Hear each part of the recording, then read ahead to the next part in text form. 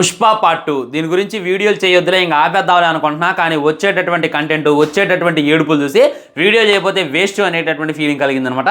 Pushpa part 1 release అయినప్పుడు కూడా బేబత్సంగా ఏడ్ చేశారనమాట, కానీ సినిమా అయితే హిట్ అయింది. ఆ తర్వాత పార్ట్ 2 రిలీజ్ కాకతలికి పెద్ద పెద్దోళ్ళు సైతం పుష్ప సినిమా పడి ఆడవడం అనమాట. అంతకుముందు మన ఈ గ్యాంగ్స్టర్ సినిమాలు వచ్చినాయి, అంతకుముందు నక్సలైడ్ సినిమాలు వచ్చినాయి, అంతకుముందు చాలా ఘోరమైనటువంటి దొంగ సినిమాలు వచ్చినాయి. దొంగగానే హీరోగా ప్రేరేపించి చూపించినటువంటి సినిమాలు ఓరు నాయనో, నా చిన్నప్పటి నుండి కాదు నేను పుట్టక ముందు నుండి వస్తానే అదేదో దొంగ మీద ఏదో పుష్ప సినిమానే వచ్చినట్టు, ఎర్రచందనం మీద మన అల్లు అర్జున్ సినిమా తీసినట్టు, అప్పుడెప్పుడో వచ్చినటువంటి ఒక సూపర్ స్టార్ దగ్గర నుండి మొన్న ఈ మధ్యన మన రాజేంద్ర ప్రసాద్ కూడా చాలా ఘోరంగా మాట్లాడారనమాట. సో ఇప్పుడు ఈ టాపిక్ మాట్లాడడానికి గల కారణం ఏంటంటే రాజేంద్ర ప్రసాద్ ఆయన విలక్షణ నటుడు అంటారు. 90s నుండి ఆయన సినిమాలు చేస్తూనే ఉండనమాట.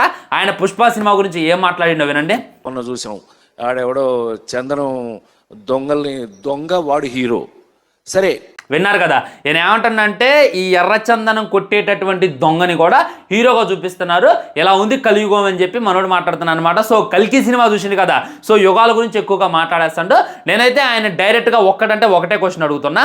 ఆయన లైఫ్ అంటే ఆయన నీతులు చెబుతున్నాడు కదా, ఆయన లాన్ ఎంత డిసిప్లిన్గా ఉంటాడో, ఆయన లాన్ ఎంత స్వచ్ఛందంగా ఉంటాడో, ఆయన ఫ్యామిలీ మెంబర్స్తో ఎలా కలిసిపోతారు అనేటటువంటి డౌట్ మీకు వస్తుంది కదా. ఆయన కూతురు చూసుకున్నట్లయితే కులాంతర వివాహం చేసుకుంది, అంటే వేరే కులం ఆయన్ని పెళ్లి చేసుకుందనమాట. దాంతో కూతురు చచ్చిపోయిన దాకా ఆయన కనీసం ఇంటికి కూడా రాలేదు, కూతురు చచ్చిపోయిన దాకా ఇంటికి కూడా రానిలేదు. కూతురు చనిపోయిన తర్వాత ఆయన అయితే వెళ్ళి కలవడం జరిగిందనమాట. ఇది ఆయన కుటుంబం పరంగా చూసుకున్నట్లయితే. సో ఇలాంటి ఆయన కూడా పుష్ప సినిమా గురించి, అల్లు అర్జున్ సినిమా గురించి, దొంగల గురించి అయితే మాట్లాడుతాను అనమాట. ఇది మొట్టమొదటి క్వశ్చన్. అది వాళ్ళ కుటుంబ వ్యవహారాలు బ్రో, ఈయన సినిమా గురించి మాట్లాడిండు, నువ్వు సినిమా గురించి మాత్రమే మాట్లాడు అని చెప్పంటారా? సరే, పేకాట రాయుడు అని చెప్పి అప్పుడెప్పుడు మనం పుట్టకముందు ఒక సినిమా వచ్చిందనమాట. అది మరి అసలు పోరాట స్ఫూర్తిని, నీతి నియమాల్ని వర్ణించేటటువంటి సినిమా, మరి బేబొచ్చమైనటువంటి హ్యూమానిటీని పెంచేటటువంటి సినిమా. పేకాట రాయుడు సినిమాలో ఏముంది? జోదం గురించి ఉంది.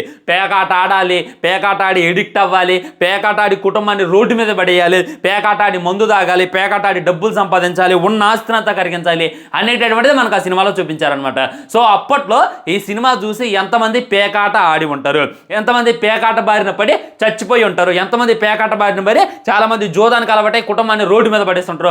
ఒకసారి ఆలోచించాలన్నమాట. ఏమైనా తీసింది అప్పట్లో పెద్ద లంగా సినిమాలు, వాళ్ళు ఇప్పుడు వచ్చేమో పుష్ప సినిమాకి, అల్లు అర్జున్ సినిమాకి నీతులు చెబుతుంది అనమాట.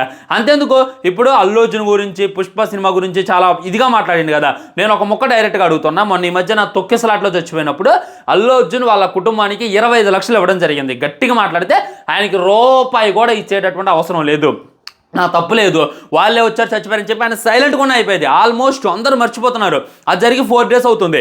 అందరూ మర్చిపోతున్నటువంటి సిచ్యువేషన్లో అల్లు అర్జున్ మీడియా ముందుకు వచ్చి ఈ విధంగా నా వల్ల ఒక మిస్టేక్ అయితే జరిగిపోయిందని చెప్పి ఆయన తరహాలో ఒప్పుకొని 25 లక్షలు అయితే ప్రకటించడం జరిగింది. ఆయన సినిమాలో క్యారెక్టర్ ఎలా ఉన్నది అనేటటువంటిది అనవసరం, ఆయన రియల్ లైఫ్లో ఎలా ఉన్నాడు అనేటటువంటిది అనవసరం. రియల్ లైఫ్లో తన అభిమానికి కష్టం వచ్చిందంటే 25 లక్షలు ఇచ్చి తన హ్యూమానిటీ ఏంటి అనేటటువంటిది సాదుకుందో. నేను డైరెక్ట్గా మిమ్మల్ని అడుగుతున్నా రాజేంద్ర ప్రసాద్ గారు, మొన్న ఈ మధ్య వరదలు వచ్చినాయి కదా, మన ఖమ్మంలో ఉండొచ్చు, సూర్యాపేటలో ఉండొచ్చు, హైదరాబాద్లో ఉండొచ్చు, ఆంధ్రప్రదేశ్లో ఉండొచ్చు, పోలవరంలో ఉండొచ్చు. వీరు ఎన్ని కోట్లు దానం చేశారండి? హుదూద్ వచ్చినప్పుడు ఎన్ని కోట్లు దానం చేశారండి? కరోనా వచ్చినప్పుడు ఎన్ని కోట్లు దానం చేశారండి?